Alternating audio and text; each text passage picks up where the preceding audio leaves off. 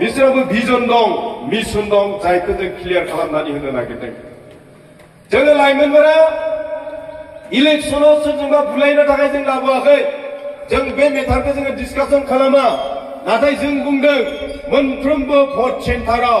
खमावबो जोङो जेदिनखालि इलेक्शन जागोन एदिनखालि दसजना थाथारनांगोन मोनफ्रोमबो भट सेन्टाराव आरो बेखौ जोंनि प्राइमारिनिफ्राय बेखौ लिस्ट खालामजोबनाय जागोन 10 जननि बारा 20 जन बहाय मोनसे सेन्टाराव थानांगोन मानो थानांगोन थानांगोननि गुदियाव गोबां बाथ्रा दं मालाबा मा जागोन जेब्ला बहाय फैगोन सोर फैगोन पलिं अफिसारफोरा जेब्ला फैगोन फैनानै जेब्ला मक कल खालामगोन मक कल खालामनायखौबो जोंहा मा जेहेतु जोंना पलिं एजेन्टफोरबो थागोन जोंनि इयुथफोरबो थागोन जों बेखौ नायनांगोन मक कल माने बे बक्सआ बहाय खालि नंगौना नङा बेखौबो नायनांगोन मोजाङैनो बेखौ मक कलबो होननानै बुंनाय जायो आरो बेनि गेजेराव जेब्ला बहाय इलेक्शना सोलिबाय थागोन सम गारि घोड़ा फैबाय थायो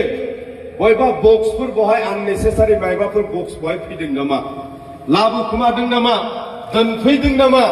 बेखौबो जों नायनांगोन नङा होमबा आरो बहाय नायनांगोन मालाबा मा जायो प्रिसाइडिं अफिसार डायरि मोनसे थायो जों प्रिसाइडिं अफिसारबो खालामदों उफाय गैयियाव बिथांमोना मा खालामबाय ट्रेक्टरखौ राननो गोनां जाबाय नङाब्ला रानाखै मा दाख्लै ट्रेक्टरखौ राननो दाख्लै मानो रानदों बिपिएफनिफ्राय जेब्ला बुंबाय बे बुंनायजोंसो रानदों बिपिएफखौ दाय होबाय थायो बे बिपिएफआ एलायन्स जायाखै मानो एलायन्स जायाखै हाग्रामायानो एलायन्स जाहोआखै मायाखै बायदि बाथ्राखौ बुंबाय थानाय जादों थांनाय नभेम्बर डिसेम्बराव रायलायबाय थादोंमोन दिपेन बर' एबसुनि प्रेसिडेन्ट खनिन बसुमतारी एबसुनि जेनेरेल सेक्रेटारि खाम्फा बरगयारी बिथांमोना दायित्व लानानै थांदोंमोन हाग्रामा सारजों रायलायदों बुंदों बोरै मा खालामनो नागिरदों एलायन्सनि बिथिङाव हाग्रामा सारा टटेलि बहाय बुंदोंमोन इउपिपिएल 20टा बिपिएफ 20टा सरकारा नागारनानै बै गाबोननो एलायन्सआ जागोन तो बहाय दायित्व लानानै थांदोंमोन होमबालाय प्रमद सारजों हाग्रामा सारजों जिरायनायनि दायित्व प्रमदजों हाग्रामाजों जिरायनायनि दायित्वआ जोंनि होननानै दिपेन बर'मोना रायलायनानै थांबाय बेनिफ्राय गोलाव गेप जाबाय उनावहाय मा जाहैबाय दाना खाम्फाखौसो इउपिपिएल लानानै थांबाय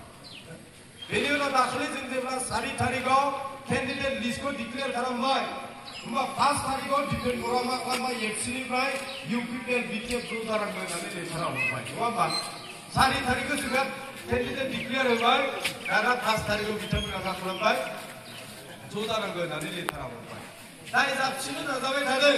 मैयानि दाख्लैनि इन्टारभिउबो होनदों हाग्रामा सारा बिथांमोना जुदि ज' जानो गोसोमारब्ला बिजेपिनि जा एलायन्स सरकार नागारनानै फै बुङाखै होमबा नागारनानै फैनो हाया बिथांमोना मानो हाया नागारनानै फै जुदि एलायन्सखौ जुदि लुबैमारदोंब्ला मानो नागारनानै फैनो हाया एलायन्सनि बिथिङाव जोंनिफ्राय क्लियार दिनैसिम बिथांमोनासो नागारनानै फैनो हाया बेखौ दाय होबाय थादों 17 बोसोराव दावराव दावसि जादों मानसि बुथारनाय गावथारनाय सुमब्ला बसुमतारीखौ मानो रायखाङा एबसुनि प्रेसिडेन्टमोन बिथाङा नङा होमबा जोहोलाव सुमब्ला बसुमतारी मोनसे समाव बिथांखौ गावथारनाय जादों बेखौ मानो रायखाङा बिनेश्वर ब्रह्म बर' साहित्य सभानि प्रेसिडेन्टमोन बै समावथ' बिपिएफनि सरकार गैया बिटिसि सरकार गैया बै समाव बेखौ मानो रायखाङा बिनेश्वर ब्रह्म बर' साहित्य सभानि बिराद मोजां सासे प्रेसिडेन्टमोन बियो बेखौ गावथारदों बै समावथ' होमबा हाग्रामाया गैया बिटिसिआ गैया होमबा बेखौ मानो रायखाङा बालिराम बर' उदालगुरिनि एबसुनि सासे मोजां नेतामोन बियो बेखौबोथ' गावथारदों